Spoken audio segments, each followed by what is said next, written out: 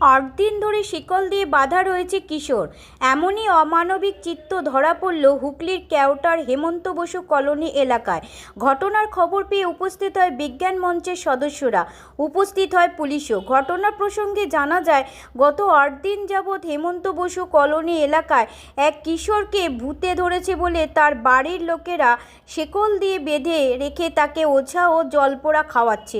এমনই অমানবিক চিত্র শহরাঞ্চলে দেখে হতবাক এলাকাবাসীও। ঘটনা প্রসঙ্গে কিশোরের বাবা জানান, বিগত 8 দিন আগে আমার ছেলে পড়ার পর বাড়িতে আসতেই চেঁচামেচি শুরু করে। আমরা 10-12 জন মিলে তাকে ধরে রাখতে পারছিলাম না। তারপর তাকে শিকল দিয়ে বাঁধার সিদ্ধান্ত নিই। তারপর এলাকাবাসীর কথা মতন তাকে ভূতে ধরেছে, তাই এলাকার বিভিন্ন জায়গায় ওঝার কাছে নিয়ে যায়। কিন্তু পরে একটি জায়গায় গিয়ে তারা বলেন কিশোরকে ডাক্তার দেখাতে। এই অমানবিক চিত্র দেখে সকলেই হতবাক, এলাকাবাসী সহ বিজ্ঞান মঞ্চ। এখনও শহরাঞ্চলের মানুষ যে কুসংস্কারে বিশ্বাস করেন, তা এই ঘটনাটি জ্বলন্ত উদাহরণস্বরূপ। ছেলের এই অবস্থা কবে থেকে এইভাবে? এই গোটা 8 দিন মতন। মানে কি হয়েছিল, সময় কি থেকে শুরু হয়েছিল? বলতে ছেলেটা গেছিল পড়তে, হ্যাঁ, টিউশন পড়তে গেছিল বিকেলবেলা। তো বিকেলবেলা এসে আমি ডাকলাম, বাবা তুই এখানে দাঁড়িয়ে গল্প করছিস কেন? বলছে ঠিক আছে তুমি যাও, আমি যাচ্ছি। তা বলে আমি চলে আসলাম। তো তারপরেই ও দেখলাম সাইকেলটা নিয়ে ঢুকলো। ঢোকার পরেই নাকি বিকেলবেলা আমি একটু রাস্তা দিয়ে গেছি, আমি যেহেতু কাজের সন্ধানে থাকি। তো যাই হোক, এবার ও নাকি খুব চিল্লামিল্লি করেছে, মানে এত চিল্লামিল্লি করেছে যেরকম ভূতে ধরলে যেরকম আর কি জাস্ট জিনিসটা হয়, ঠিক সেই প্রকৃতি আর কি ওর সেই আমেনটা দেখিয়েছে। দেখানোর পরে আমাকে ডাক করালো, আসলাম। এসে আমরা 10-12 জন মিলে ওকে ধরে রাখতে পারছি না। হ্যাঁ, কি হলো ছেলেটার? হঠাৎ আমি দেখলাম কথা বলছে, ভালো ছেলে। তো যাই হোক, এবার যথারীতি আমি রেখে দিলাম। রেখে দিয়ে চেন তালা ফালা দিয়ে বেঁধে রাখলাম। আমি আর পাচ্ছি না রাখতে, তখন বাধ্যমূলক চেন তালা দিয়ে বাঁধলাম। বাঁধার পরে এবার কোনো ওঝা বাড়ি নিয়ে গেছিলেন? হ্যাঁ, কোথায় গেছিলেন? এটা গেছিলাম আপনার এই বরশুলে। বরশুল। হ্যাঁ, আর এখানে লোকালে কোথাও গেছিলেন? লোকালে বলতে এই যে হাবুল মিয়া আছে, ওনার মেয়ের বাড়িতে গেছিলাম। আর একটা গেছিলাম এই আমাদের এই কি বলে এটা, ইমামবাড়ার ওখানে। আচ্ছা, এরা কি পয়সা নিয়েছিল কিছু? হ্যাঁ, কত টাকা নিয়েছিল তবে এরা? ইনি। তাবিজ দিয়েছিল? হ্যাঁ, তো সে তাবিজ তো ট্রেনে ছিঁড়ে চাবিয়ে চুবিয়ে খেয়ে ফেলে দিয়েছে। কি বলবেন, ডাক্তার দেখালেন না কেন? ডাক্তারের কাছে, বড় ডাক্তারের কাছে গেলেন না কেন? ব্যাপারটা হচ্ছে, আমি একা মানুষ, এই পাড়ার লোক যেরকম যেরকম বলেছে সেরকম করেছি। করার পরে লাস্ট ফিনিশিং যখন আমি জামালপুর যাই ওখানে বরশুলে, তখন উনি ডাইরেক্ট বললো যে দেখো বাবু, তোমার কোনো চিন্তা নেই, তুমি ডাইরেক্ট মেন্টালিটি ডাক্তার দেখাও। তখন আমরা ডাক্তারের সাথে যোগাযোগ করলাম, করে এই মুহূর্তে এই আজকে ডাক্তারবাবু আসবেন। ছেলের নাম কি? আকাশ মালাকার।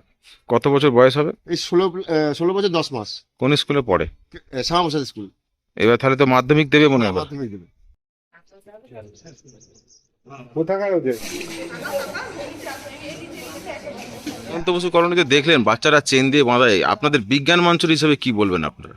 আমরা পশ্চিমবঙ্গ বিজ্ঞান মঞ্চ, আমরা এটা খবর পেয়ে আসি এবং এরকম অনেক দেখা গেছে যে এরকম ওঝা তান্ত্রিক এইগুলোর আশ্রয় নিয়েছেন, যেটা অ্যাওয়ারনেসটা নেই তার জন্য। কিন্তু এরকম অনেক হয়েছে যেখানে প্রাণ পর্যন্ত হারাতে হয়েছে। হ্যাঁ, এবং ও তো একটা শিশু, তো ওকে মেডিকেল সায়েন্সের ট্রিটমেন্টের দরকার এবং আমরা মেডিকেল সায়েন্সের ওপরেই এখন আপাতত আস্থা রাখছি।